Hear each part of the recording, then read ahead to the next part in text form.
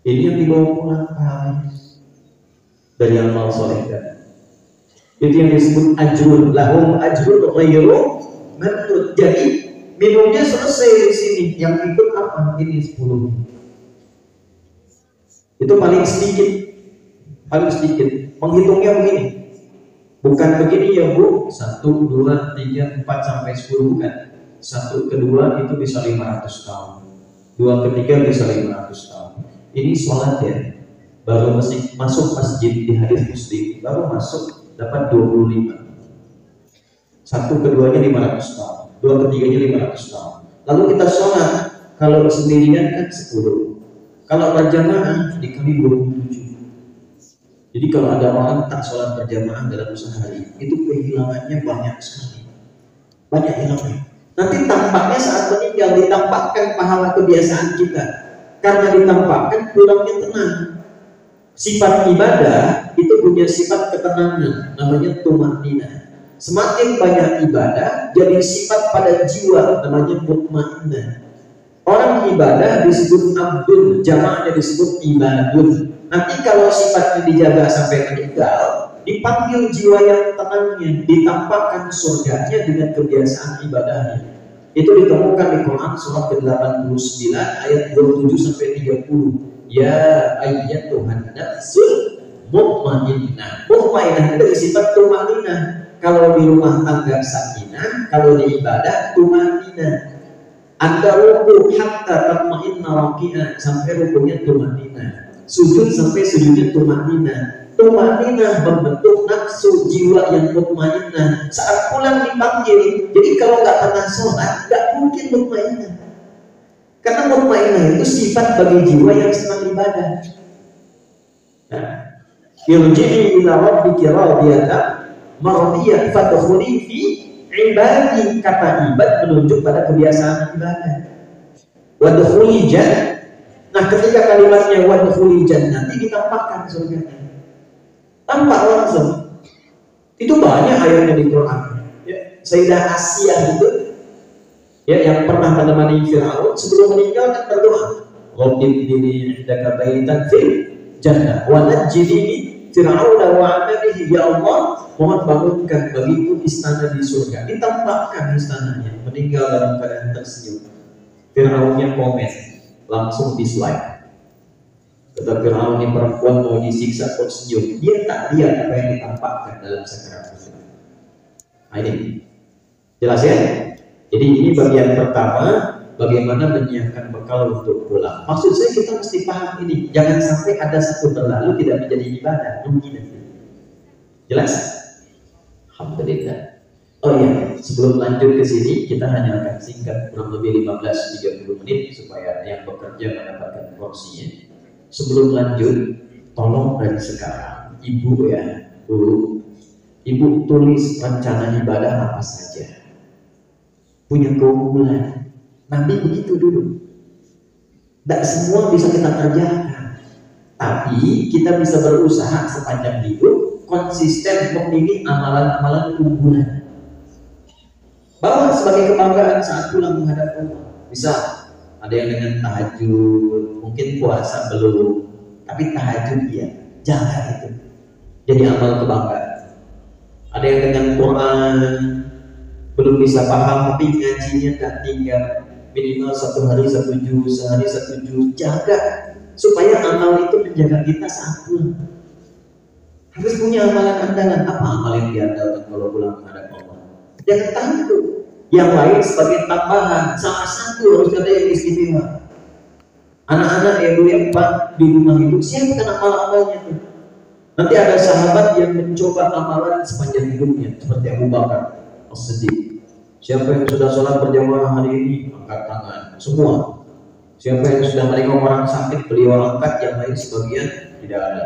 Siapa yang sudah mengantar jenazah, angkat tangan lagi. Siapa yang sudah menyolatkan jenazah, angkat tangan lagi. Siapa yang sudah berinfak, angkat tangan lagi. Diambil tangannya oleh Nabi, dikatakan, ini adalah saudaraku, maka siapa yang menyakitinya, dia telah menyakiti aku. Gak mudah.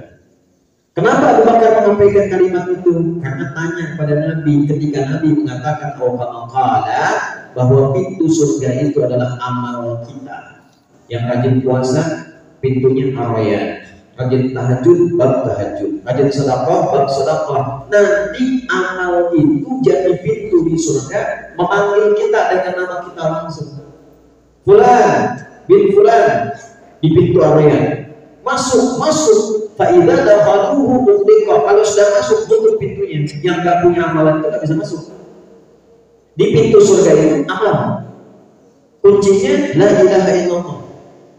Ya, jadi kalau beramal baik tak punya kunci, tidak bisa masuk. Kita sudah dikasih kunci, baiknya Allah pada kita diberi kunci, tinggal buka pintunya. Nah, Abu Bakar berkata begini, ya Nabi, adakah yang dipanggil dari semua pintu itu?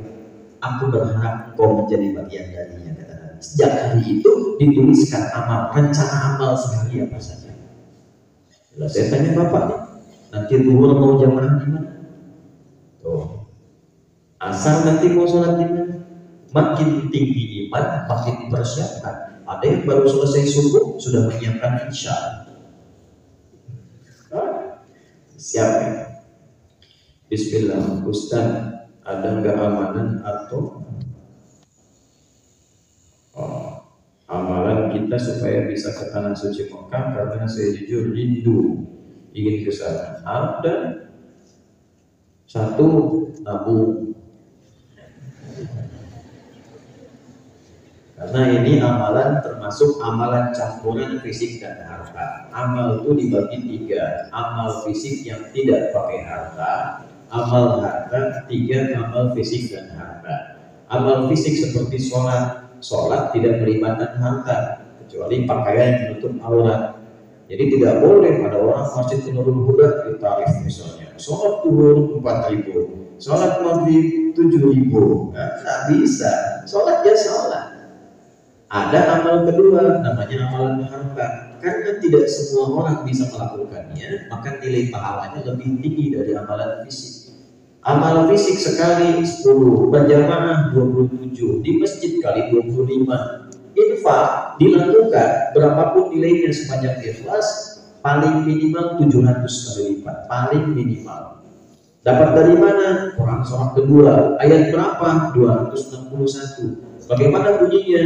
Masalul ladzina yunfiquna amwalahum fi sabilillah kamathali habbatin ambatat sab'a sanabil fi kulli sunbulatin mi'atu habbah wallahu yudha'ifu liman yasha' wallahu wasi'un 'alim. Yang terakhir kenapa saya lengkapi? Karena sering dipotong ayat ini sampai 700 saja.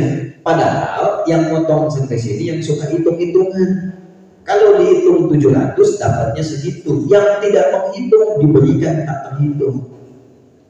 Ada yang infak 1 juta, dihitung, oh 700, dikalikan langsung catat malaikat kali 700, dapat 700 juta. Ada yang infak 1000, tapi dia tak berhitung, yang penting Allah ridha, masukkan tanpa hitungan. Bisa saja Allah perintahkan kalikan 1 miliar pahala, bisa. Jadi kalau sudah beramal, tidak perlu dihitung. Biarkan Allah yang memberikan nilainya, cukup kita berusaha ikhlas mengamalkannya. Nah, ada pahala yang lebih besar yang ketiga, namanya apa? Ibadah yang menyatukan fisik dan harta. Seperti apa? Haji dan umrah. Karena itu haji sudah tidak ada bandingan pahalanya dengan amalan lain. Kenapa? Karena menyatukan dua ini. Karena itu laisa lahu al-jaza illa al-jannah. Gak ada pahala yang setara dari haji yang benar, berhasil, mabrur itu kecuali surga. Hajinya bukan makbul, hadisnya bukan berbunyi al-hajjul makbul, bukan. Al-hajjul mabrur, haji yang merubah perilaku yang menunaikannya menjadi lebih baik setelah haji dan dijaga sampai menikah. Makanya disebut oleh orang Arab, Pak Haji itu bukan gelar tuh, wajib, bukan. Karena ibadah tidak ada gelar. Kalau ibadah itu ada gelarnya, orang Islam paling banyak gelarnya. Bapak John SHI, SHI apa? Sholat haji infak. Tidak ada gelarnya. Nah, kalimat itu mengingat bahwa Anda sudah haji, jangan lagi menukar pahala kebaikan dengan keburukan. Sudah ada jaminan surga kok ditinggalkan. Kenapa? Seringkali setelah haji ke bandara, tunggu pesawat belum tiba, mulai marah, orang Arab bilang haji, haji, haji, dititipkan kalimat itu di lisan mereka, maksudnya apa? Pak, Bapak sudah haji, jangan lagi hilang kebaikan karena persoalan-persoalan kecil itu ujian. Jadi bukan gelar, ya. Pak Anwar, tengok Haji Anwar, oh gitu. Nah, itu bukan gelar. Untuk ke situ perlu ada ikhtiar, nabung, supaya kelihatan oleh Allah, cari perhatian Allah. Ikhtiar dulu. Ikhtiar yang kedua, doa. Ikhtiar yang ketiga, bacakan ayat-ayat Quran dalam kesempatan sholat khusus seperti tahajud. Ayatnya tentang keinginan haji dan umrah. Contohnya di mana? Di Quran surah kedua. Di ayat berapa? Ayat 196 sampai dengan ayat 204. Itu sampai 203 lah. Ya, pas 203. Wadkurullaha fi ayyamin ma'dudah. Jadi sampai dengan 203 ayat 196 wa atimmul hajja wal umrata lillah. Saya pernah ijazahkan ayat itu pada seorang jamaah yang rajin ikut pengajian. Pertanyaannya persis seperti ini. Beliau itu seorang imam di musola biasa. Nah, kami biasanya saat musim-musim haji suka mengadakan manasik terbuka. Siapa aja boleh ikut. Sebentar ya. Walaupun belum tentu apa? Belum tentu berangkat. Jadi ketika kemudian datang ikut manasik, nangis. Lihat miniatur Ka'bah itu seakan-akan berada di area itu. Kemudian yang lain sibuk seperti ini, merekam pakai handphone. Beliau itu ikuti tawaf tuh bacaan ini. Setelah itu kurang lebih 3 hari kemudian ada pengajian, orangnya nggak ada. Pekan depannya nggak ada lagi. Nah, setelah selesai musim haji, pengajian kami berlangsung karena saya tidak berangkat waktu itu. Datang, ikut pengajian, saya tanya, antum kemana kemarin? Berapa kali absen? Afwan Ustaz, saya nggak sempat bilang, saya izin kemarin haji. Kok bisa saya? Jadi waktu selesai manasik pulang, saya imami, saya terus baca surat yang Al-Baqarah itu. Tiba-tiba di belakang ada yang tanya, Ustaz, kok bacanya itu terus? Katanya, Ustaz sudah haji belum? Belum. Udah ikut di tahun ini, kita berangkat dengan saya pakai ONH Plus. Itu nyata. Tapi tidak menarik akhirat untuk dunia. Jadi jangan ditariknya baca ini supaya haji. Sekarang kan banyak begitu, baca ini supaya ini. Tidak. Tugas kita itu cuma baca saja. Yang tarik ke akhirat, biarkan Allah yang memimpin dan menjalani takdir kita bagi kita semua. Diperjalankan kita maksudnya ke situ. Ya, jadi silakan diamalkan. Waalaikumsalam warahmatullahi wabarakatuh. Ustaz, adakah satu amalan yang mempermudah dan memperlancar saat menghafal Al-Quran dan amalan memperlancar rezeki? Baik, gampang. Ada. Apa itu amalannya? Pertama, di Al-Quran surah yang ke-65 di akhir ayat kedua, di awal ayat ketiga. Wa may yattaqillaha yaj'al lahu makhrajan wa yarzuqhu min haitsu la yahtasib. Orang yang ingin rezekinya dimudahkan, ingin diberikan kemudahan dalam hidup, maka yang pertama dilakukan tingkatkan takwa kepada Allah Subhanahu wa taala. Ya. Apa rumusan takwanya? Amal solehnya tambah, sholatnya tambah. Tambah dengan yang sunnah. Rajin berinfak walaupun sedikit. Itu ciri orang takwa pertama. Ya. Alif lam mim dzalikal kitabul la raiba fihi hudan lil. Siapa orang takwa di sini? Alladzina yu'minuna bil ghaibi wa yuqimuna shalah, tambah. Wa mimma razaqnahum yunfiqun, infak. Terus rajin baca Quran. Kalau ingin lancar Quran tuh baca dulu. Baca terus baca. Sampai nanti terbiasa membaca, setelah itu dimudahkan untuk menghafal. Karena membaca itu setengah menghafal. Ya. Yang ketiga, cintai amalannya. Kalau ingin cepat hafal Quran, cintai Quran. Jadi pesantren kami itu ada yang masuk hafalan Qurannya baru juz amma. Tapi dia gabung dengan orang-orang anak-anak yang sudah 30 juz dan murojaah. Ada sebagian jamaah yang masih belum lancar. Anak ini bisa nyusul, tiba-tiba 8 juz, jadi kok sudah 9 juz. Salah satunya dia mencoba menanamkan rasa cinta kepada Al-Quran, sehingga Quran datang menemaninya. Ya, Ustaz semalam menyampaikan akan membuat mencetak Al-Quran buat di Payakumbuh dan akan dikasih gratis buat yang membutuhkan. Saya dari pengurus LDS di kecamatan banyak butuh. Ibu salah dengar. Mungkin mic yang di dalam keluar suaranya tertangkap sebagian. Yang pertama, saya tidak membuat dan mencetak karena saya tak punya mesin cetak. Dan saya juga tidak dalam kapasitas membuat Al-Quran karena Al-Quran itu firman Allah sudah ada.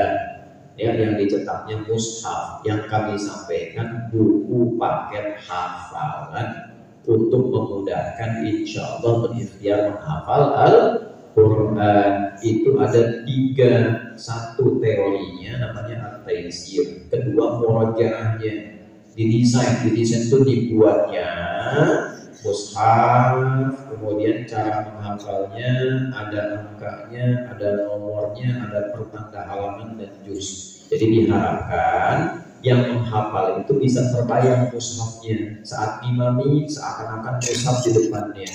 Metode ini kalau dulu klasik di tempat kami di Libya itu ada Asmalia, itu pakai lauh, pakai papan ditulis gitu. Jangan kami yang belajar di sana itu menghafal Qurannya sama dengan tulisan, Pak. Jadi apa yang dihafal sama dengan yang ditulis. Nah, itu dipindahkan ke dalam bentuk buku karena nyari papan tidak mudah. Buku bisa dicetak. Nah, itulah yang sedang insya Allah kita siapkan. Ini kami sedang menyiapkan insya Allah dalam waktu dekat. Kalau sudah terlihat tempatnya sudah baik, nanti kita akan adakan satu pengajian khusus metode menghafal Quran dan menjadi ahli Quran. Kita mulai dengan 5.000 orang. Jadi kalau ibu tadi minta, ikut aja nanti programnya. Bahwa bukunya dibagikan gratis karena nggak boleh beli. Kami cetak untuk diwakafkan. Nah, jadi nggak boleh, bapak ibu nggak bisa beli karena tidak dijual. Ya, nanti dapatkan, silakan nanti dibagikan, nanti dibimbing. Ada guru-guru yang membimbing karena Quran tidak bisa sendiri. Ada pembimbingnya. Ya, kita punya 5 menit lagi. Semoga Ustaz diberkahi umur yang panjang. Semoga Anda diberikan yang lebih baik dari apa yang Anda doakan. Anak saya tahun ini berangkat ke Mesir, masih kekurangan dana. Mohon maaf sama Ustaz bermurah hati untuk penggalangan dana. Tidak perlu penggalangan dana. Ya, yang perlu itu apa? Ini biasakan sebelum berangkat, jangan memaksakan diri. Disiapkan dulu supaya siap. Disiapkan supaya apa? Siap. Apa program ke Mesir? Ada 2. Yang pertama program beasiswa full utuh. Ada 2 cara. Satu melalui Kemenag, nanti diseleksi, ikut seleksi itu. Kalau tidak masuk lewat Kemenag, nanti ada jalur-jalur tertentu lewat keulamaan. Ulama-ulama itu diberikan kuota-kuota, jatah-jatah. Biasanya diinformasikan masuk ke sana. Yang kedua itu ada jalur mandiri namanya. Mandiri itu yang punya biaya, maka berangkat dengan mengumpulkan biaya. Nah, sebelum berangkat coba dicek dulu di sana itu biayanya apa saja, apa yang dilakukan. Cari orang-orang yang betul karena agen juga banyak. Agen-agen itu banyak. Saya sering marah-marah gitu. Minta-minta uang banyak-banyak, kadang-kadang dipakai di sana itu bukan untuk kebutuhan siswanya. Nah, di sini juga jangan ada yang begitu tuh. Kalau memang mau bantu, diberitahu ini nanti akan begini, biayanya seperti ini. Tinggal sementara kalau sudah diterima di Azhar, baru dapat kemudian ya bantuan dari pihak Al-Azharnya. Ini penting saya sampaikan supaya dipahami. Sebelum saya berangkat ke sini, ada masuk ke sekretariat. Informasi apa? Ada orang menawarkan ke Libya. Disampaikan si fulan diminta uang 35 juta, biaya ini, biaya itu. Tidak ada, kesana itu gratis, tiketnya disediakan. Jadi bohong kalau ada orang minta biaya-biaya begitu. Ya, beritahu saya tuh, saya telepon polisi itu. Staf tolong tolong yang nanya tadi tolong ke staf saya tadi disampaikan. Saya mau cek dulu itu siapa, di mana seperti apa. Nah, nanti kita coba kontak yang di Mesir. Kami terhubung dengan Mesir, terhubung. Protokol Al-Azhar itu diantaranya itu adalah juga sudah ada kerjasama dengan kami, sahabat kami juga, ya.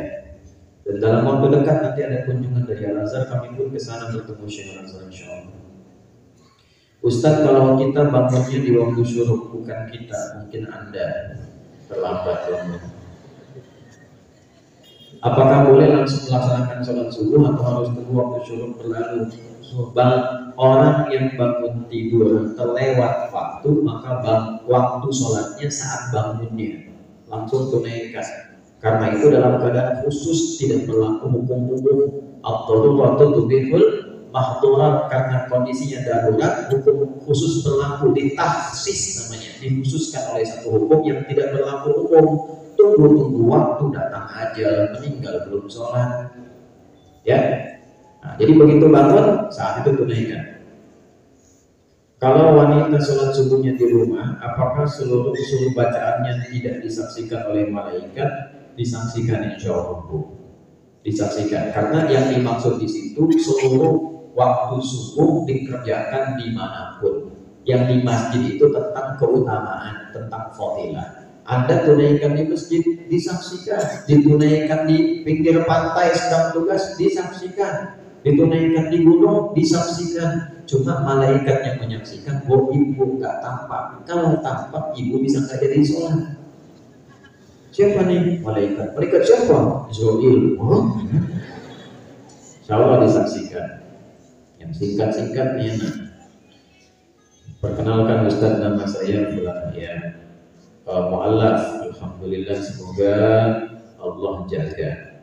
Ya, ini ada mu'allaf, kemudian menyampaikan setelah masuk Islam keluarga mangga dan membuat bapak saya shock, sakit dan meninggal. Ingin saya tanyakan, apakah saya termasuk anak durhaka?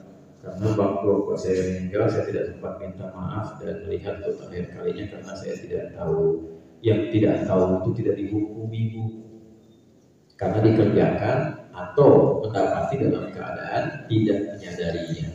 Sesuatu yang tidak diketahui, bahkan mengerjakan sesuatu karena tidak tahu, itu tidak dihukumi, hukum tidak berlaku. Ma'furun anhu, dimaafkan.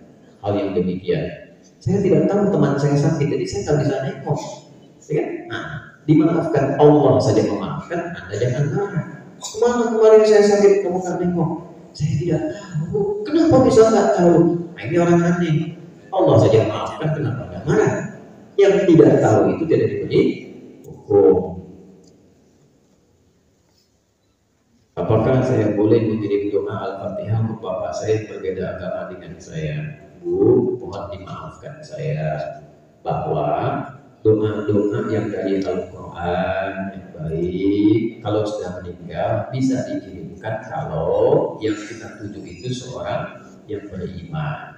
Kalau dia tidak beriman, kita berharaplah kepada Allah yang baik-baik saja, ya. Tapi kalau doa-doa khusus itu tujuannya kepada yang beriman. Apakah itu kemudian mengurangi kebaikan sebagai seorang anak? Tidak, karena baik saya pun, ya Bu, saya, ayah saya, ibu saya, kalau sudah ke akhirat kita dihisab masing-masing. Saya ulangi, kita dihisab apa? Masing-masing. Ketika anak Nabi Nuh alaihissalam kemudian tidak mau ikut bapaknya, beliau berdoa, ya Allah, innahu min ahli, dia itu keluargaku. Allah jawab langsung, ya, innahu laysa min ahli, innahu amalun ghairu shalih. Yang dikerjakan itu tidak shalih, nanti dihisabnya masing-masing. Maka dari itu bermohon saja kebaikan seperti Nabi pun pernah memohon untuk, ya, Abu Thalib misalnya, kan?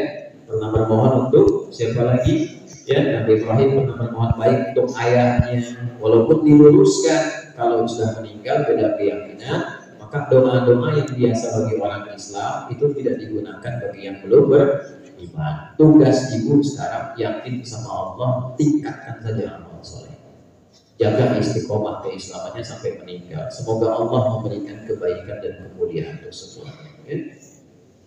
Baik, terakhir ini yang belum terbacakan saya akan bawa, Di tengah jalan nanti kita akan baca, kalau ada rekam nanti kita rekamkan, kalau nggak sempat direkam nanti insya Allah kalau yang tertentu yang perlu diatensi saya minta staf saya mencatat ya. Ustaz, saya memiliki kecemasan yang tinggi, anxiety terhadap sesuatu yang belum terjadi. Bahkan saya divonis dokter dengan anxiety. Pertanyaan saya, Ustaz, amalan apa yang harus saya lakukan ketika saya dilanda kecemasan? Cemas itu lawannya tenang. Cari amalan-amalan yang membuat tenang. 1, baca Quran. Terapi yang paling bagus buat anxiety itu baca Quran. Itu 1. Yang kedua, kuatkan lagi keimanan, khususnya iman yang ke-6, ya, qada dan qadar. Yang ketiga, pakai logikanya. Untuk apa cemas pada yang belum terjadi? Tugas kita menjalani yang sedang terjadi. Tidak harus memikirkan sesuatu yang belum terjadi. Rencanakan yang belum terjadi, tapi nggak usah dipikirkan karena tugas kita menjalani yang sekarang, bukan menuntut yang besok. Ya. 3, sholat. Tingkatkan sholat. Kalau sudah seperti itu, insya Allah nanti ada latihan-latihan untuk memberikan kedamaian kepada jiwa. Itu 2 amalan. 1, sholat. Yang kedua, Al-Quran. Saya sampaikan ini karena saya memberikan terapi yang sama kepada pertanyaan-pertanyaan serupa. Hasilnya 100% sampai hari ini, alhamdulillah. Pemimpin adalah wali Allah. Ya Allah, jadikanlah Ustaz Adi Hidayat wali kota Payakumbuh. Terima kasih, tapi saya tidak berminat. Ya. Terima kasih doanya, tapi saya tidak berminat. Biarkan saya jadi ulama saja ya. Kalau berbayar buku, kecuali kalau Allah berkehendak lain, ya Allah ma'alam. Informasi 1, bagi yang tanya-tanya beasiswa ke luar negeri, insya Allah dalam waktu dekat akan dibuka kuota tambahan. Yang pertama, ada yang mau ke Libya, ke Tripoli. Nah, itu dekat dengan Mesir. Saya dulu di Tripoli ngambil tafsirnya dari Syekh Tantawi di Mesir, salah satunya. Jadi nanti kalau mau ikut daftar dan gratis. Jadi kalau ada yang bilang bayar atau apa, nah itu tidak ada. Itu pasti bukan dari kami.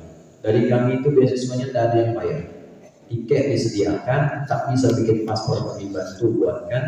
Terjemahan insya Allah kami bantu sampai berangkat, sampai tiba di sana, sampai pulang. Beasiswanya sampai S3, ya, S1, S2, S3.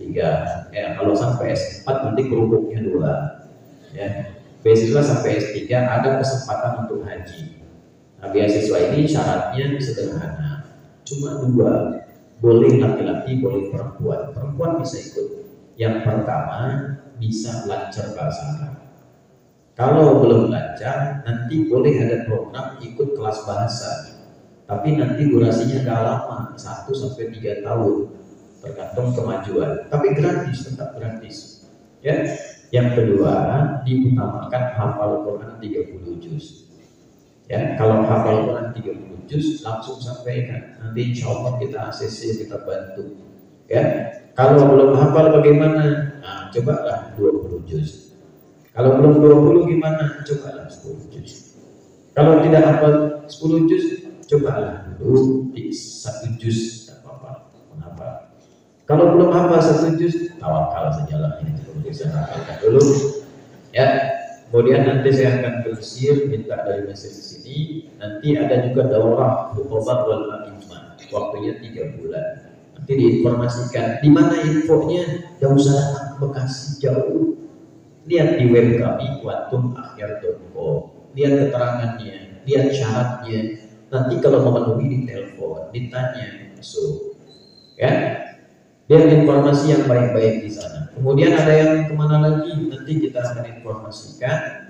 Nih, ada yang PDM, ada nggak di sini PDM? Ya, nah ini ada PDM, pimpinan daerah Muhammadiyah. Ada jalurnya Majlis Tabligh, diinfokan ya. Tolong dicari. Jalur Majlis Tabligh itu khusus mencetak ulama. Nah, saya nih pengen orang Payakumbuh ini pulang nanti banyak ulama sini. Tolong difasilitasi PDM ya. Itu ada kuota langsung diberikan lewat situ, gratis semua. Dibimbing sampai pulang lagi jadi ulama. Nanti ada yang di Jamiah Islamiyah di Madinah, ada yang di Ummul Qura, ada yang di Tripoli, ada yang di Al-Azhar, macam-macam tergantung kebutuhannya. Jadi jangan semua pengen ke Madinah, semua pengen ke Mekah, semua pengen ke Al-Azhar. Kebutuhan di kampung itu apa? Apa pemahamannya? Cari yang sesuai dengan kebutuhan masyarakat. Kalau ingin dapatkan yang hadis, ke Madinah. Kalau yang kebutuhan Quran, hafalan dan pendalaman, ke Mekah. Kalau ingin fikih keilmuan, silakan ke Mesir. Kalau ingin penguatan kebahasaan, penguatan bidang dakwah, silakan ke kuliah dakwah. Kalau ingin jadi ahli Quran sampai tulisan-tulisannya, silakan ke Asmania. Kalau ingin tahu paham semuanya, kuliah satu kampus, lalu jalan musim panas, belajar supaya pulang. Nah, itu yang saya lakukan dulu, ambil sanad. Quran dari Syekh Tantawi, fikih dari Syekh Muhammad Zuhairi misalnya, ada sanad. Sampai tarikh dari siapa, sejarah, kan? Sampai usul fikih dari siapa, hadis dari siapa. Nah, nanti bolehlah difasilitasi ke, insya Allah. Saya kira itu yang bisa disampaikan di pertemuan kali ini. Nanti kita akan catat ini ya. Nah, siapa yang datang dari jauh? Dari mana? Pariaman berapa jam? Lintau situ. Lebih jauh lagi. Yang lebih jauh dari Lintau.